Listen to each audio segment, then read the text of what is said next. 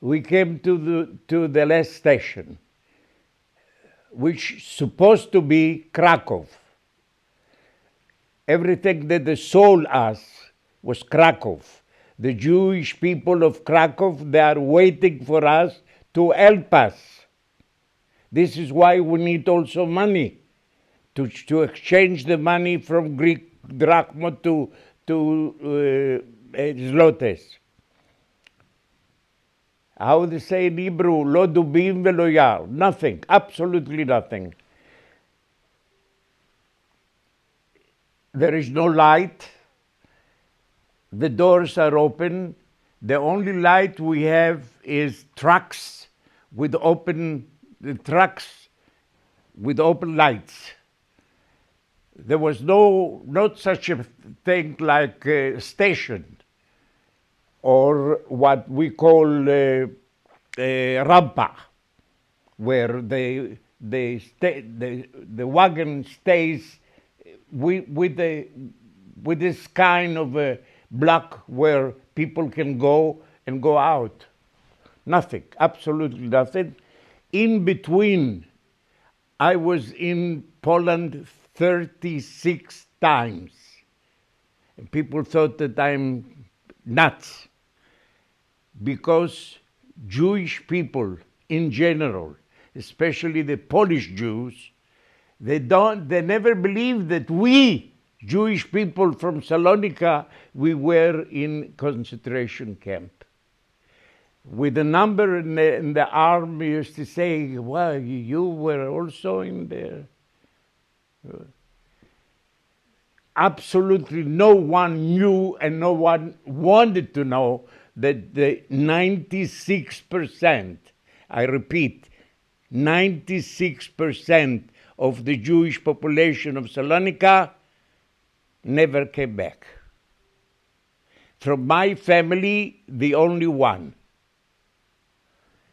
Now the doors are open and they are shouting all the time, raus, schnell, raus, schnell, with the back of the guns, pushing the people to jump. And there is no, as I told you, there is no such a thing. It's quite high. The shouting all the time, and the worst of everything was the dogs. The German wolf dogs.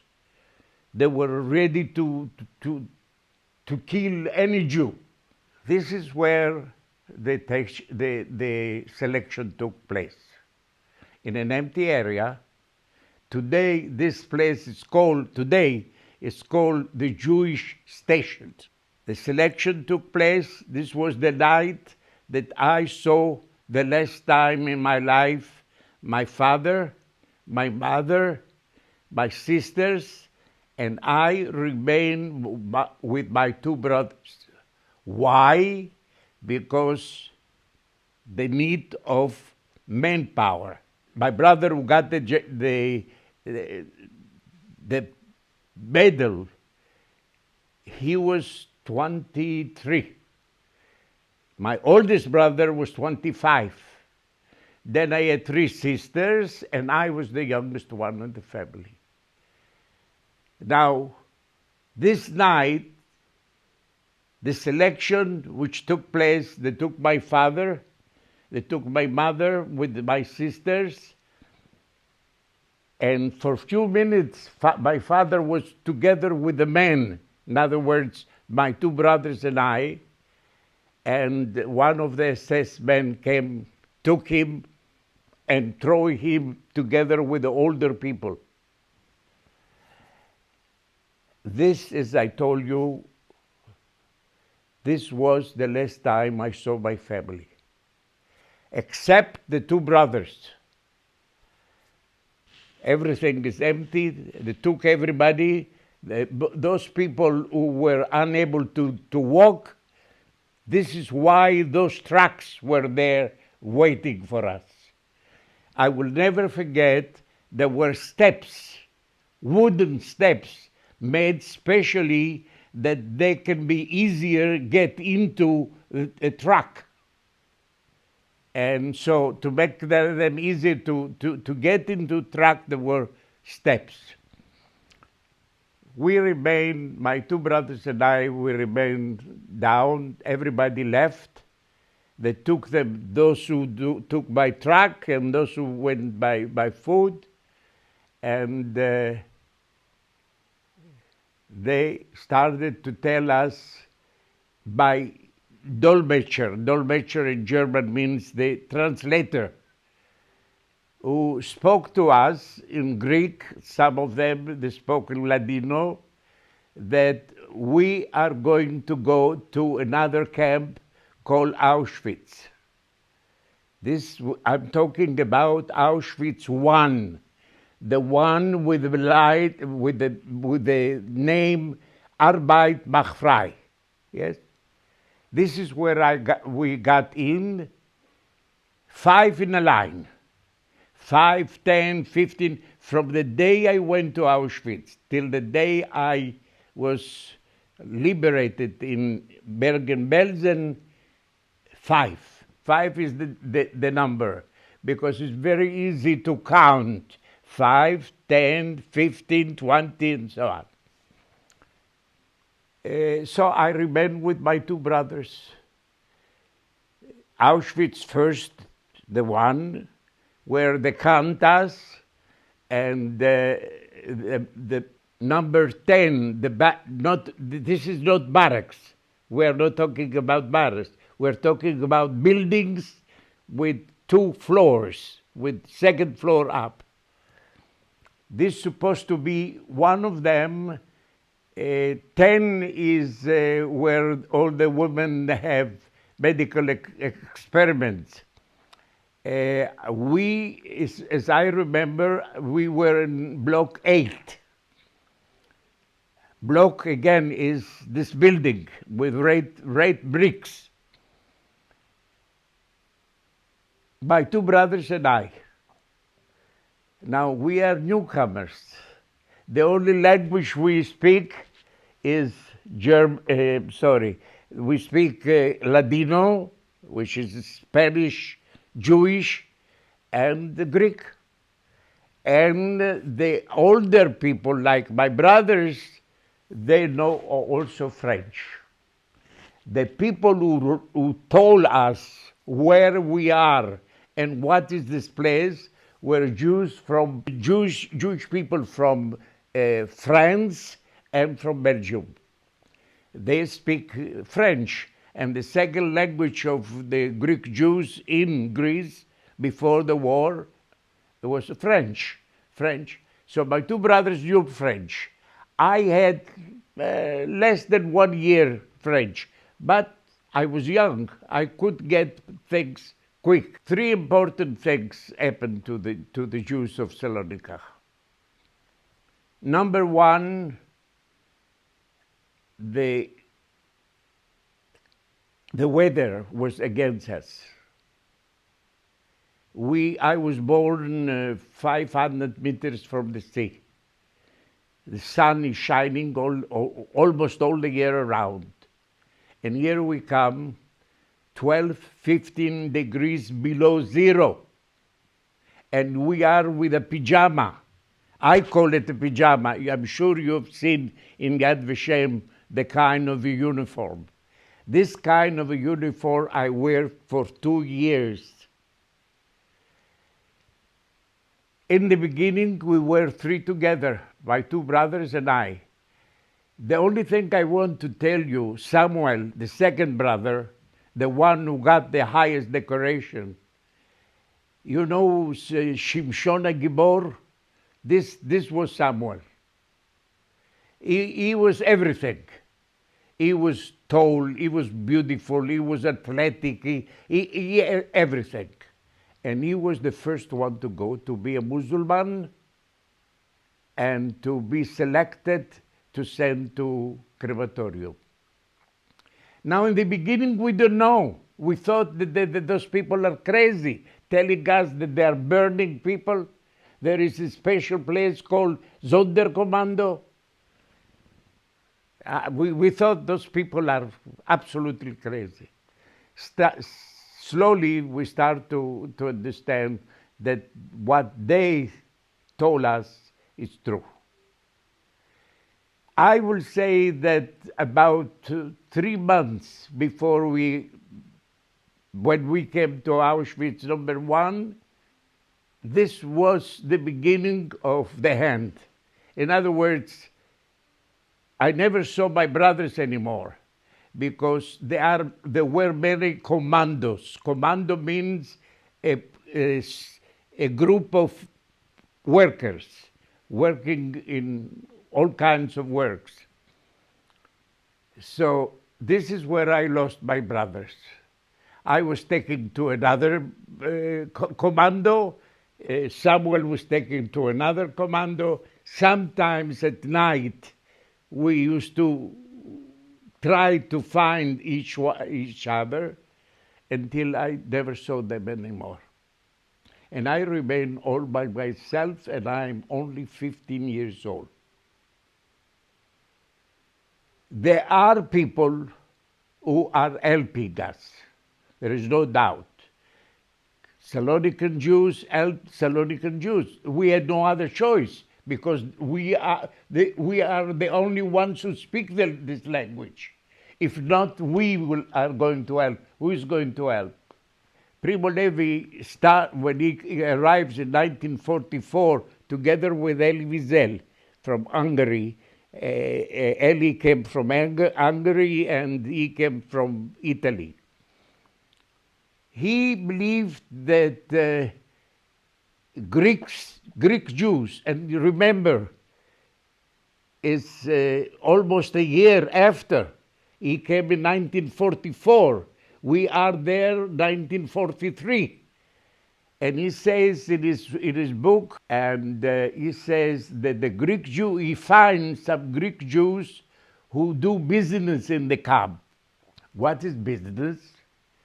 You exchange your piece of bread with 2 cigarettes, or the piece of margarine with 1 cigarette. This is the business, yes? And he talks about it. We wrote him a letter. I had very good friends in Kibbutz Netzer Sereni, German Jews, wonderful people who already died. And he wrote a letter to Primo Levi. How are you talking this way to the Greek Jews? 70% they are not here anymore, and you are sitting. He was a doctor of chemistry, and he was working inside of a building, not like we. Auschwitz I is the administration. There we were with my 2 brothers 40 days. It's called quarantena. The word quarantena comes from 40. 40 is 40.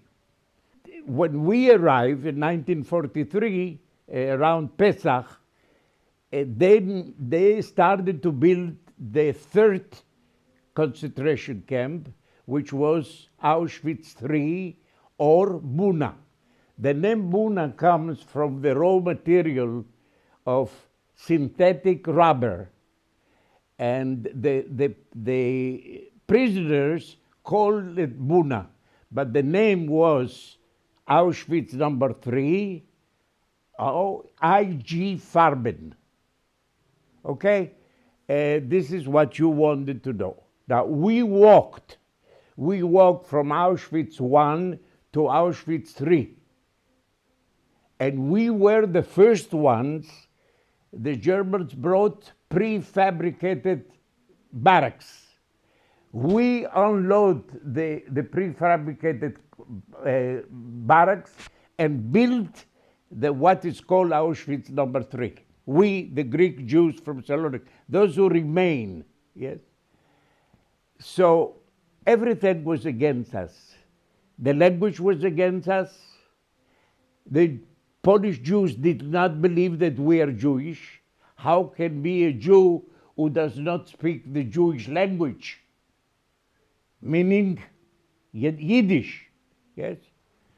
And they never believed that in the morning there were many Jewish people who knew how to pray without books, by heart.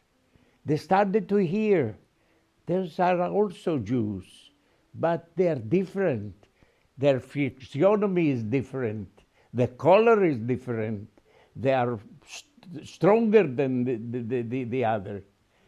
And it took plenty of time until they recognized, I'm talking about the Jews before us there, they recognized that we are Jewish people. Now, most of the time, from the day I went with my two brothers, most of the time I was in Auschwitz III. And Auschwitz III, Buda Monowitz, is considered, after the war, is considered the best concentration camp.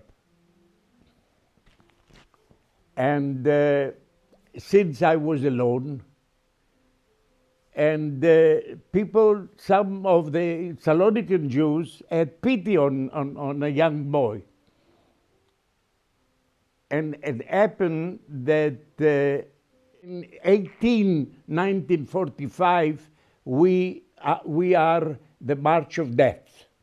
But just before this, I was already a Muslim. And I was only a bond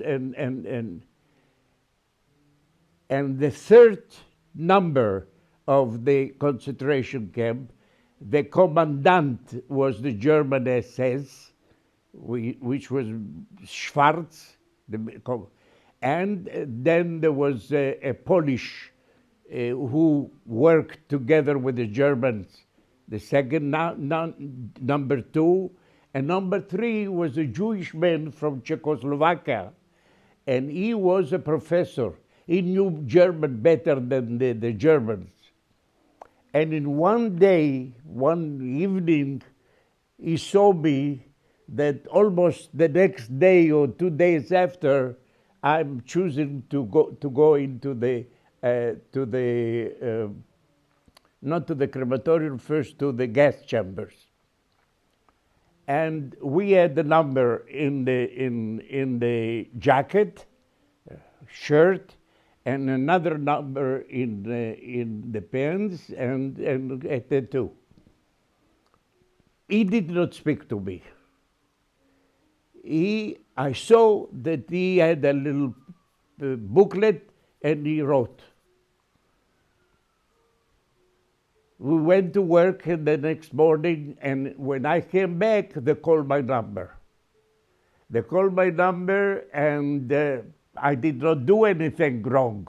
I did before, and I got 25 in my behind, but this time I did not do anything. They called my number, and one of the officers, the German officers, he spoke German. I did not understand anything. And finally he said, Kiche, meaning kitchen. And somebody came, and he came to me and says, tomorrow morning, tonight you sleep in your place, tomorrow morning you come to the kitchen. And your job is Kesselwascher, meaning you are the one who cleans up the pots. All the night I did not sleep. You know what it means to be in the kitchen? $1 billion is not worth a piece of bread. So they sent me to work. And I'm now in the kitchen. But there is another danger. All those gorillas, the Germans and the Polish, they just have to do like this and finished. But I was lucky. We had a boxer who was Jacques Corazon, and he got up, and in half Yiddish and half Polish and half German, all the words he knew, he says, my family, familia. No one of you is going to touch him. And so I was in the kitchen, and I started to be a human again, yes. And then we start the March of Death. I stole a, a sack of cement, paper, and I took the upper part, and I put this on my on inside. If this was a normal time, then I can be shot because it's sabotage. But everything is moving because there is no transportation for the Germans. The trucks and the airway, the railway, everything is taken by the Germans, and they are running away. They are running away. And in the same transport between Auschwitz 1 and 2 and 3, the 18th of January 1945, high 18, we start to walk 60 kilometers. Outside, everything is white. It's snow. And there are many people who are already Muslims. They cannot walk. And if they cannot walk, they sit in the side of the street, of the road. And of course, the Germans will not accept it, and a German will come and shoot him. And this white, beautiful white area of the snow, it becomes red from innocent Jewish people who the only crime that they had was that they were born in a Jewish family, nothing else. By foot, we arrive in the border between Poland and Germany. And now we are going to get into Germany. And Eli and his father and many others, good friends of mine, they arrived in Buchenwald. Can you imagine that almost for a year and a half, Elie Wiesel was with his father? They were together. They were not displayed by luck. And here he comes to Buchenwald. The next day, he died. All the 60 kilometers with no food, with nothing. And he made it to Buchenwald. I made another concentration camp called Dora, Mitbau. This is where the Germans were working on the missiles inside of the tunnels of a mountain. And my job was this machine which makes hole, and you put dynamite to make more place inside. I really don't know why. This was the end. No one will come out. The crematorium there was not working, and nobody will come. They did not have any force anymore, any strength anymore, and people were dying. And so the German SS that will come and say, you, and you take 4 in one kind like this, dig trenches, and we used to throw the dead people inside of the tent, and then we had to cover that. This is after the regular hour of work inside of the tunnel. Food does not arrive because this is already the end of the road. No one takes the order. And they called my number, and we were from Buchenwald half an hour's walk, just next door. But it was much more worse than the Buchenwald. And the 15th of April 1945, I was liberated in Bergen-Belsen. We were in Dora, and thousands of people died every day, and we were the only ones who were still alive and buried them, or threw them in the trench. And my number was called, 11503. And we don't know what is going to happen. And so they took us by foot, and we went to Bergen-Belsen. Now, in Bergen-Belsen, the British are the ones who took Bergen-Belsen, where in Dora was the American. But I was not liberated by the Americans. I was liberated by the British. And so, how many doctors they have a company? 4 doctors, 6 doctors. They could not do anything. People were dying like flies. There is no help of the doctors because there are not enough doctors, and there is no help of anyone.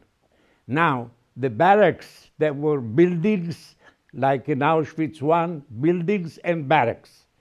And the barracks, because there were many, many, many sick people in those barracks, they put fire that burned all the barracks, where pieces of wood remain with the coal. And I used to go and cut a piece of the black and put it in my mouth. You understand what I'm trying to tell you? Okay?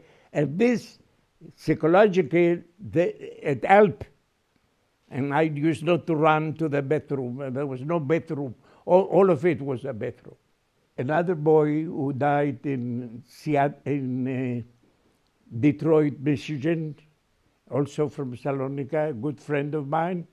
Together, he and I, we started to walk without knowing where we were. Maybe we will find a pharmacy which has black pills.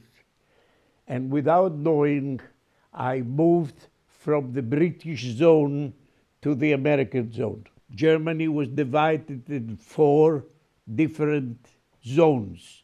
The French had a part of a zone, the Russians had a part of a zone, the Americans had a part of a zone, and the British. So Germany was divided. And without knowing, I moved from the British zone to the American zone. And the American soldiers found me, and they took me, and they made out of me a human. And I learned from them my language, the language I'm speaking to you, and also they got a new life to me.